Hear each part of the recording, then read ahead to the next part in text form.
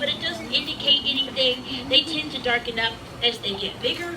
A lot of them, the scoots are shedding, and that's why they have different colors. So these are all greens and juveniles, probably between 4 and 8 years old.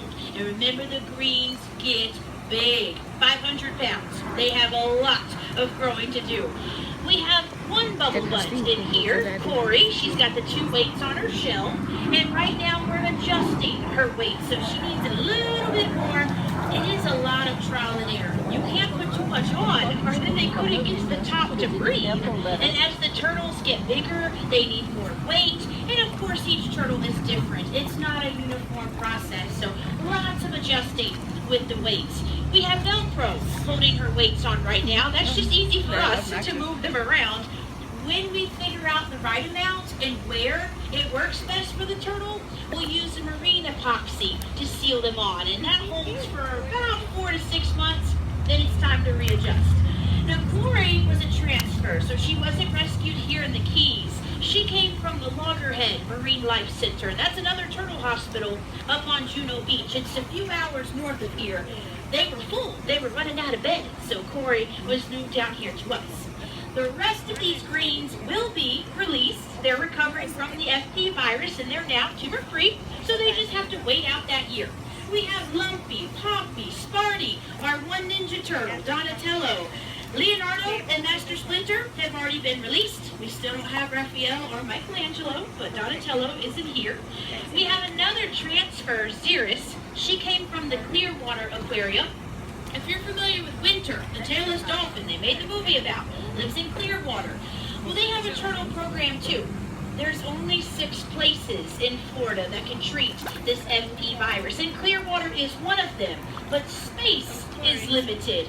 We are the largest sea turtle center in Florida. This is why we get so many transfers. So a year ago, we received 8 FP greens from Clearwater. They all had animal names. Xeris is the scientific name for an African ground squirrel. You'll also see Smelly Cat, so that might sound familiar if you remember the show Friends. Phoebe had the Smelly Cat song. Well, Smelly Cat did not have a name when she got to the hospital, and she smelled really bad.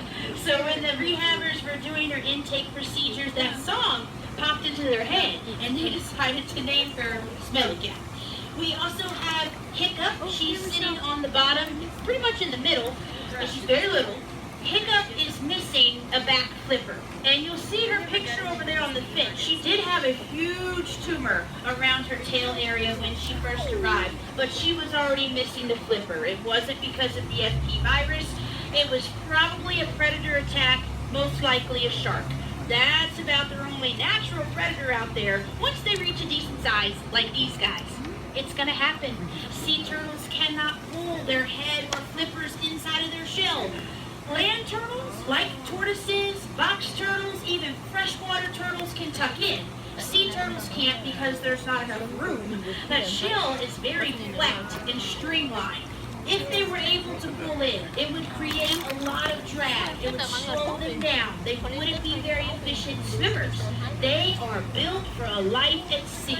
The only time they come out of the water is when the female is ready to lay her eggs on the beach. And very fast swimmers, they can reach speeds up to 30 miles per hour on a quick burst.